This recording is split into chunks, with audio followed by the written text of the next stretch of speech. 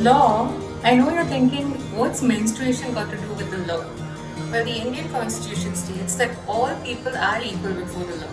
So restricting access to shops, hotels, wells, tanks, and public places in general because of menstruation is basically illegal. So now you know. Did you know that all menstruators have a right to privacy, life, and health? If it's your body that's bleeding, then you get to decide whether or not you go to, you stay at, or you leave a public gathering. Any religious custom or superstition that forces you to stay outside of your house when you're menstruating is a violation of this right, and you're allowed to not comply with it. It is your right. So now you know. So now you know, as you should know. Let's challenge the status quo. They've got a million reasons, one for every season. But it's alright, that's alright. It's the law, that's alright. It's the law. By law, all schools are supposed to have separate toilets for boys and girls. The National Education Policy mandates that the central government create a gender inclusion fund, keeping in mind all, not only two genders, and to provide education and clean washrooms to them.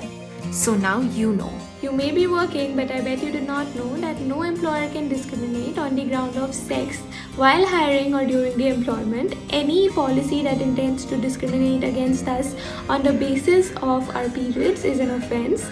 Additionally, there is a law that clean washroom should be provided and maintained for us in an office at fair wage rates for the cleaners. So now you know. So now you know, as you should know. And hey, seriously, hello, just because we're bleeding, that's not superseding. Alright, that's right, it's the law, it's the law. We can go to the police and register an FIR against any persons or institutions that physically force check if we are having our periods, because we are protected by the Indian Penal Code. And the state of Karnataka actually passed a law stating that forced isolation, prohibiting re-entry into the village, and the segregation of menstruating women is an offense and punishable in Karnataka.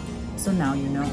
Did you know that according to the United Nations, it is a form of torture to force girls and women, including disabled folks, to have hysterectomies, meaning get their uterus removed so that they don't get pregnant or have periods? So now you know.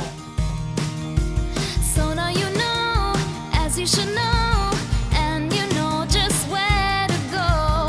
There's an institution, it's called the Constitution, with rights, that's right, it's the law, that's right.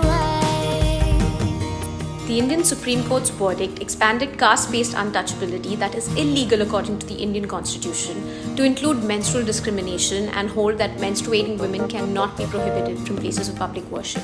So now you know.